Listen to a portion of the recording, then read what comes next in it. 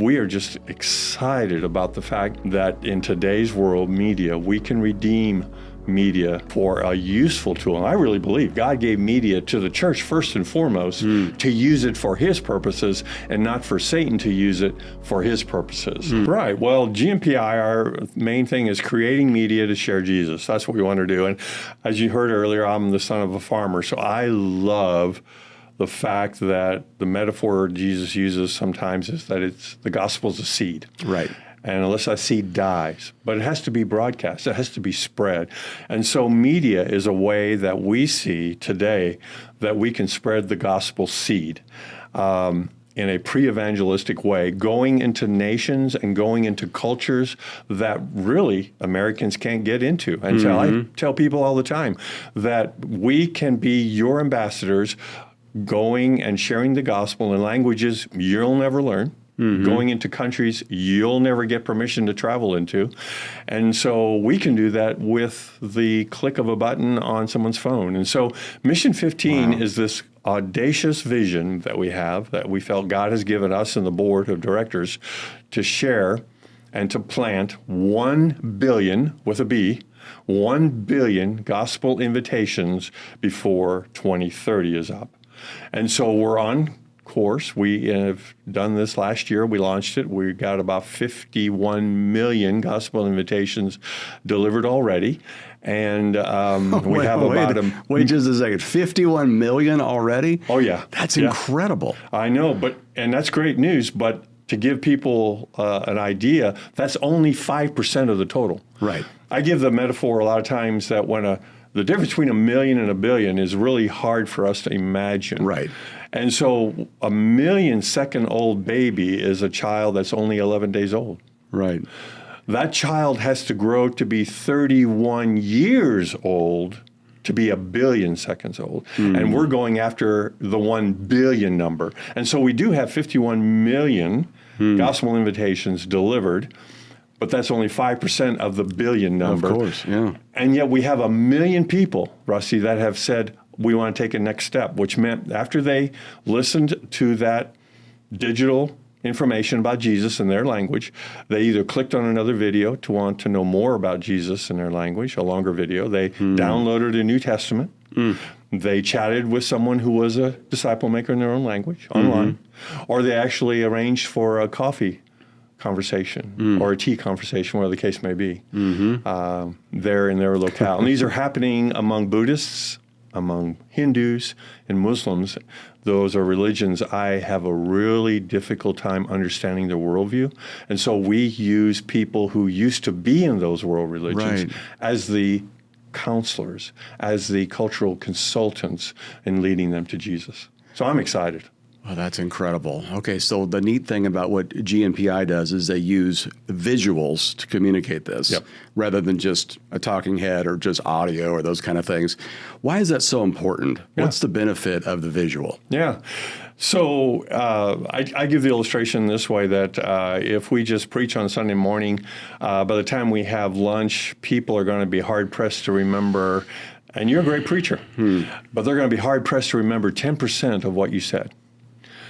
And we spend 20 and 30 hours presenting and preparing for that 30-minute presentation. Now, if I can visually illustrate as I'm sharing, I move from a ability to remember now 20% all the way up to 50 and 60% when I hear and see simultaneously. Wow. Therefore, that's why video is so powerful. Now, if you don't think visuals are powerful in and of themselves, when we're zooming down 360, going speed limits or faster, we got maybe 1,001, 1,002, and that billboard is been passed by it. Right. But people still feel that it's still effective. Those 2 seconds, even as a visual, sitting on the side of a road to communicate a new car, considering buying a piece of furniture or whatever the case may be. So hearing something, 10% memory. Just seeing it with no audio, 20% memory. Right. Hearing and seeing critically together, we put this, there's a synergy, and we get up to 50 and 60% memory. Wow. So it'd be more effective, instead of me writing and teaching a message, for me just to film a video of me performing what I read in the scriptures? What kind of a one-man show? Well, going ahead but illustrating all the time what it is, the points that they're wanting to hear as well. Right. So, yeah. Right. Yep. Yeah, I totally agree with that, because long after the points have been made, what do we remember? We remember the stories, right? Right. And that's exactly what visuals do. Well, I love what you guys are doing. I love this mission that you guys are on. And tell us a little bit about kind of the global mission funding and how it goes to evangelize, and just, there are 3.4 billion people and all of that. Just how does this work out just economically? Yeah. So we really feel that media not only is effective for the reasons we talked about as far as visual, and efficient in the fact that it can get into countries where we can't go as American communicators of the gospel lots of times, but we can do it for just parts of a penny per gospel invitation. And so right now we are doing and are able to deliver around 450 gospel invitations for every $15 that you give. And so that's so effective and efficient. I used to be a missionary, and I understand that the mission endeavor is just to get someone spun up and going is going to be $100,000 to $150,000 just to get them on the field, much less than the American salary of between $50,000 and $75,000 a year to supply that person's needs. Wow. But I can, with working with a videographer who gets $300 a month in India, create content that's Indian in their language, understands the nuances of their culture, understands the world religion of Hinduism, and I can deliver it on their phone at 2 a.m. when they've gotten the news about cancer, or they got their news about being unemployed, whatever the issue is.